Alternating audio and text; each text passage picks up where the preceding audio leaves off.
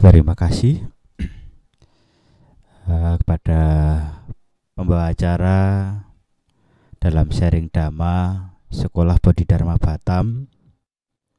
Suatu kebahagiaan bagi saya bisa bersama-sama kita melakukan kebajikan.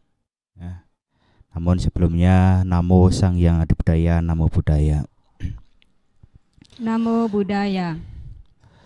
Bapak Ibu sekalian serta anak-anak yang berbahagia, tidak mengurangi semangat kita di dalam belajar Dhamma. Tentu ketika kita mengenal Dharma, rasa hati semakin damai, tenang, ya. Sehingga pada kali ini Bante mengambil tema dalam perkembangan Dhamma. Dhamma tak pernah menyakiti, ya. Sehingga apa yang harus kita lakukan ketika kita mengenal itu? Sedangkan banyak orang mencari perlindungan kesana kemari, mencari pencerahan. Namun sejatinya pencerahan dan perlindungan itu berada di dalam diri kita. Maka ketika kita mengenal Dhamma untuk menemukan Dharma itu, maka selayaknya kitalah yang harus melalui itu. Ibaratnya kita umat Buddha, ya, sudah diberikan peta oleh Guru Agung kita Buddha. Peta itu, ya, yang akan menunjukkan jalan kemana pencapaian kebahagiaan. Namun ketika kita hanya mengagumi, ya, peta itu, kita tidak pernah melalui dan menggunakan peta itu, maka dengan sendirinya kita tidak dapat merasakan proses kebahagiaan. Maka ketika kita berbicara dengan Dhamma, Dhamma bukan untuk dipertarungkan, ya. Dhamma bukan untuk dibela.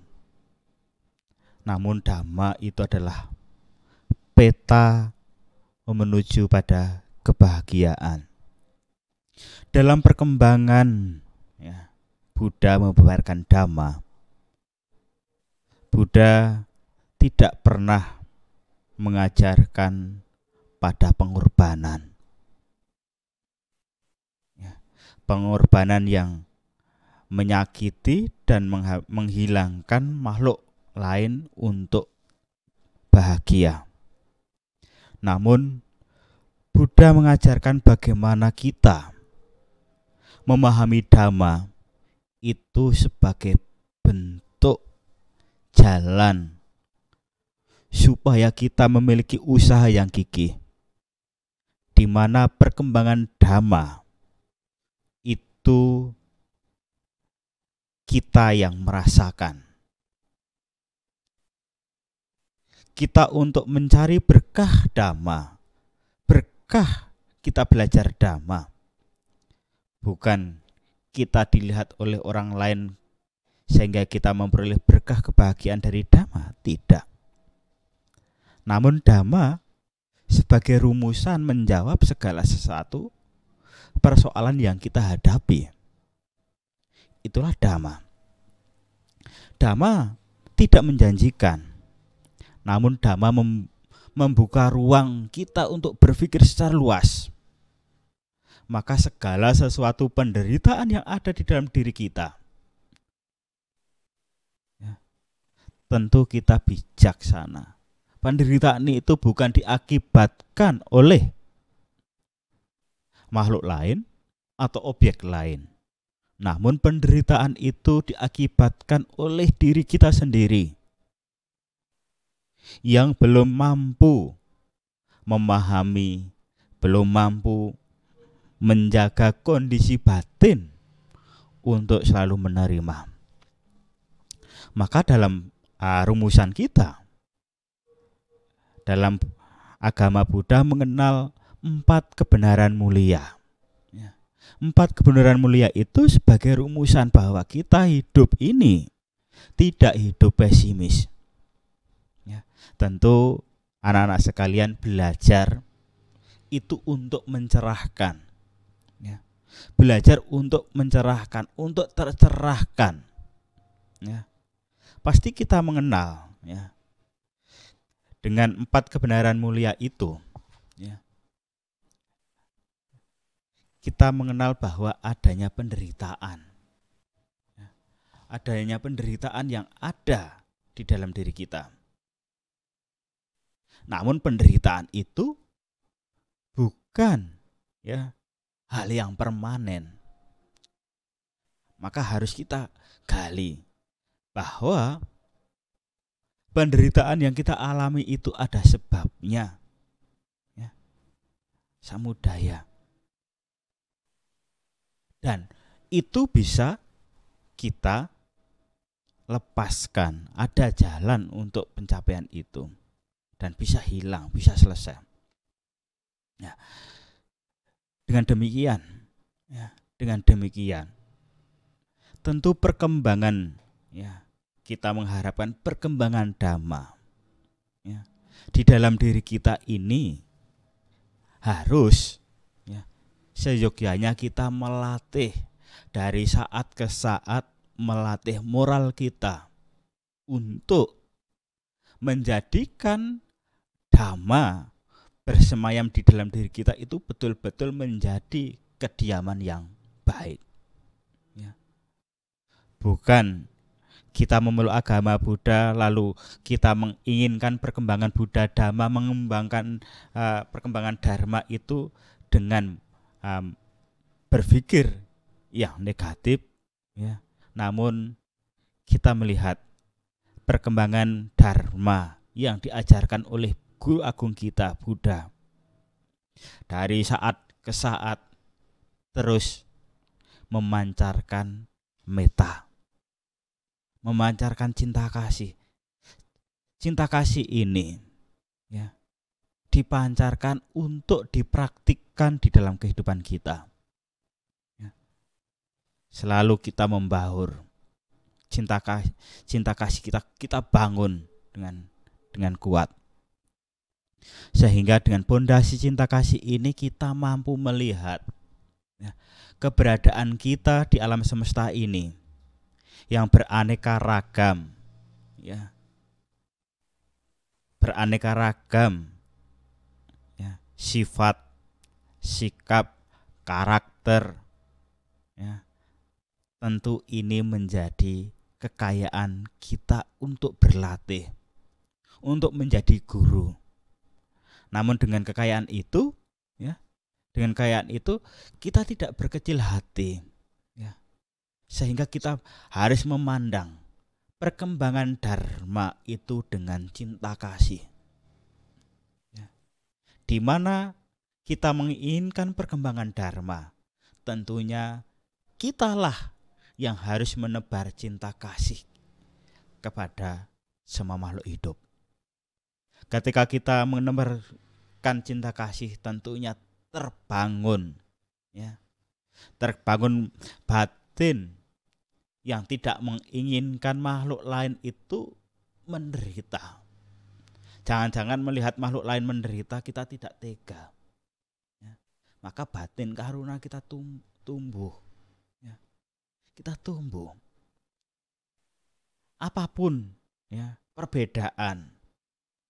Dan ketika mereka, sahabat-sahabat kita yang berbeda, karakter yang berbeda, melakukan hal yang baik, kita ikut bermudita cita. Disitulah tumbuhnya batin simpati di dalam kehidupan kita, di dalam jiwa kita. Sehingga apa yang muncul? Ketika batin kita tertata, apapun bentuknya, yang melewati pikiran kita, ya, melewati kehidupan kita, tidak menggoyahkan kita untuk hidup lebih baik.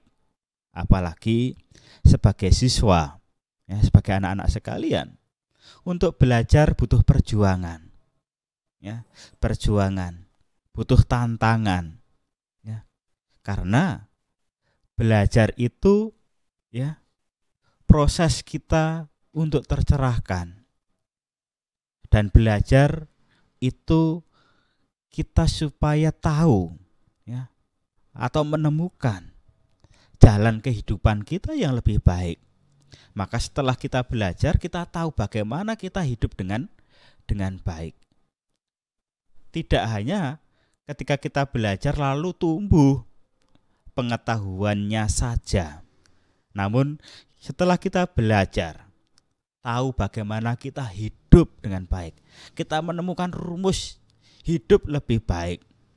Ketika anak-anak sekalian belajar di sekolah, lalu menemukan rumus untuk memecahkan masalah, maka masalah itu kita selesaikan, dan apa yang terjadi?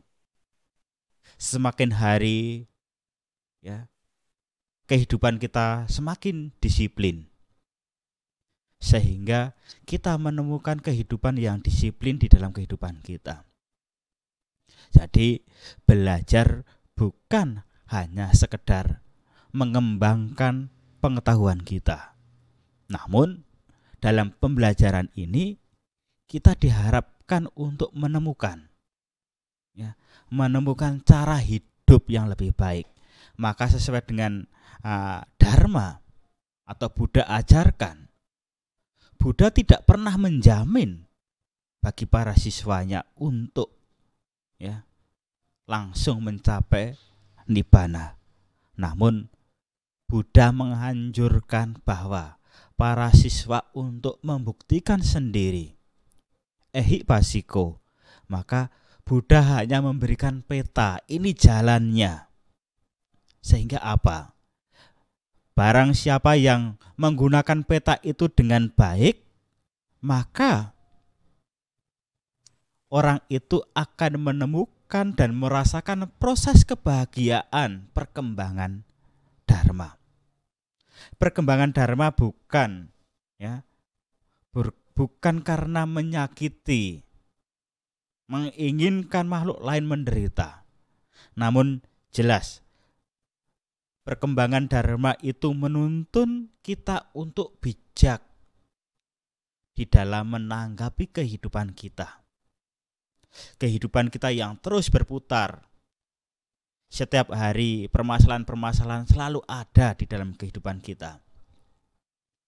Namun kita selalu dituntut untuk mencermati, untuk hening. Ketika kita hening, setidaknya kita mampu melihat dengan jelas persoalan-persoalan yang kita hadapi. Apa tujuan kita belajar Dharma? Lalu apa manfaat kita belajar Dharma? Maka belajar Dharma bukan mengisi ruang-ruang kosong dalam diri kita dengan penuh kebencian, penuh ketamakan. Namun belajar Dharma itu untuk mengisi ruang-ruang kosong kita, supaya kita mampu menerima dan mensyukuri segala sesuatu yang muncul, tenggelam di dalam diri kita itu tanpa harus terjadi kekacauan di dalam batin kita. Maka ini yang harus kita pahami bersama. Perkembangan Dharma bukan karena untuk memberikan rasa tidak nyaman, namun perkembangan Dharma itu untuk memberikan rasa nyaman bagi sekitarnya. Jadi terbangun kusala, ya, kita menjadi teman yang baik bagi siapapun, ya. Sehingga dharma ini betul-betul menyejukkan, mendamaikan. Ketika kita, setiap individu, setiap anak, ya adik-adik sekalian, memiliki komitmen, saya harus menjadi sahabat yang baik. Saya harus menjadi sahabat yang baik bagi siapapun. Ya. Bisa bertutur kata dengan baik, bisa berlaku dengan baik, berjumpa dengan siapapun bisa menghormati dengan baik, namo buddhaya. Ya. Tentunya ini adalah perkembangan dharma. Dharma yang ada di dalam diri kita itu berkembang, muncul kebijaksanaan. Ketika kita pemahaman dharma itu berkembang, maka kebijaksanaan itu berkembang. Ketika kebijaksanaan itu berkembang, maka kediaman luhur di dalam diri kita itu berkembang. Maka perhatian ini, ya, kita sebagai manusia itu betul-betul dibutuhkan. Ya. Maka samadhi itu menjadi hal yang utama. Samadhi itu menjadi kebutuhan bagi kita untuk dapat merefleksikan kehidupan ini dengan baik. Ya. Sehingga kita harus mampu membedakan perkembangan dharma itu tidak dilandasi dengan kebencian, ya, kebodohan, ketamakan. Namun ketika kita betul-betul mendalami, merasakan apa tujuan kita belajar, tentunya untuk menemukan cara hidup kita. Dengan belajar kita menemukan cara hidup kita untuk lebih baik. Ya, apapun yang kita pelajari, tidak hanya sebatas wawasan, namun apapun yang kita lakukan itu setidaknya menjadi karya di dalam kehidupan kita. Sehingga seperti Buddha yang Buddha ajarkan, praktik Buddha, karyanya Buddha adalah mampu mengajarkan dharma itu dengan sempurna, ya, tanpa membedakan. Siapapun boleh merasakan, siapapun boleh merasakan berkah dari belajar dharma. Maka dharma di dalam perkembangannya ini adalah dharma sebagai proses kita belajar. Dharma sebagai proses kita belajar, tentunya dharma sebagai rumusan untuk menjawab segala tantangan yang muncul di dalam kehidupan kita. Dharma sebagai rumusan apapun permasalahan kita itu bisa menjawab. Maka 4 kebenaran mulia ini, ya, apapun dukanya, apapun penderitaannya, itu tidak paten, tidak abadi, bisa diselesaikan dengan baik. Maka kita pun diajarkan 8 ruas jalan utama: berpikir dengan baik, ya, berucap dengan baik, berpenghidupan dengan baik, ya, konsentrasi dengan baik, sehingga kita bisa menemukan kediaman dan manfaat kita belajar. Tentu ini tidak hanya tidak mudah, butuh komitmen yang kuat, tekad yang kuat di dalam diri kita. Siapapun yang kita memiliki tekad untuk belajar, tentu disitulah kita harus membuka hati, membuka ruang untuk dapat menerima, mensyukuri proses pembelajaran yang kita lalui. Sehingga apapun prosesnya itu adalah bentuk pembelajaran. Sehingga apapun karyanya di dalam pembelajaran itu adalah mahakarya dalam diri kita. Maka kita tidak boleh menyia-nyiakan waktu untuk terus berusaha, sehingga usaha kita betul-betul mampu menjadi karya di dalam kehidupan kita. dalam kehidupan kita pun kita mampu menemukan karya bentuk dharma yang menunjukkan di dalam diri kita, menjadikan manusia yang mampu bijak, menjadi rasa mensyukuri segala sesuatu dan mampu menerima segala sesuatu, sehingga kita tidak mudah terombang-ambing ketika kita sedang di dalam keadaan yang kurang baik.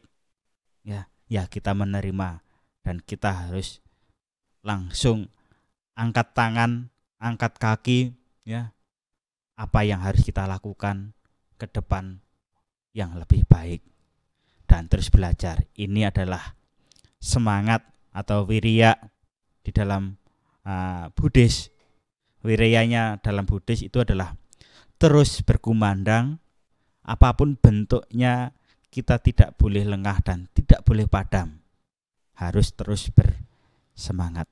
Demikian, semoga kita semua diliputi kebahagiaan, kesehatan, sehingga kita mampu melalui peta-peta yang diajarkan bisa kita lalui bersama, sehingga kita dapat pencerahan, berkah dari kita belajar. Sekian, terima kasih. Semoga semua makhluk hidup berbahagia. Sadu, sadu, sadu.